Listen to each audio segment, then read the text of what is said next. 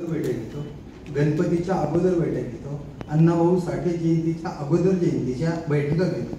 फक्त बैठकीमध्ये बोललं जाते की शहरातले रोड चांगले करा, रोड कुठं चांगले होत नाही। एमएससीबीला विनंती करतात, एमएससीबी सुद्धा काळजी करत नाही।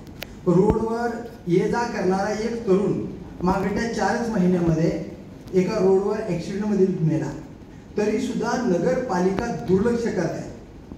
जनावरांच्या बाजारामध्ये, माणसाच्या बाजारामध्ये, देशपांडे स्टँडच्या बाजारामध्ये असे रोडवर जनावर बसलेले असतात। रहदारी वाढलेली आहे, कसल्याही प्रकारच्या भाजी विक्रेत्याला चांगली सोय नाही, पाणी नाही, लाईट नाही, रोड नाही। शहर एवढं बथर झाले की कचऱ्याच्या डेपोच्या आम्ही बातम्या किमान 50 वेळेस लावल्या असत्या।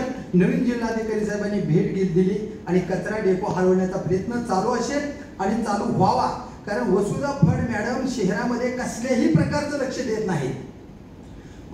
यूट्यूब चॅनलच्या माध्यमातून, खडतर प्रवास यूट्यूब चॅनलच्या माध्यमातून 140 कोटी रुपये उस्मानाबाद जिल्ह्याच्या विकासासाठी आले, पण ते गेले कुठं, कुठं थांबले? कुणकोड वापर झालाय, कशात वापर झालाय? दलित वस्तीचं बजेट दुसरीकडे वापरलं जातं, दुसरीकडलं बजेट तिसरीकडे वापरलं जाते। गुत्तेदारी जगले जातात, गुत्तेदारीने जे कामं घेतलेले असतात त्या गुत्तेदाराचे कामं सुद्धा चांगले नाहीत।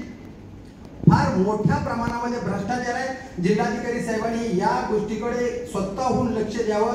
140 कोटी रुपये उस्मानाबाद शहरासाठी वापर करण्यात यावा, कचरा डेपो तात्काळ हटवण्यात यावा आणि जयंतीच्या माध्यमातून सुखरूप प्रवास होण्यासाठी। एक वेळेस गणपतीची डॉल्बी खाली पलटी झाली होती देशपांडे स्टँडवर, तिथं सुद्धा माणूस मारता वाचला।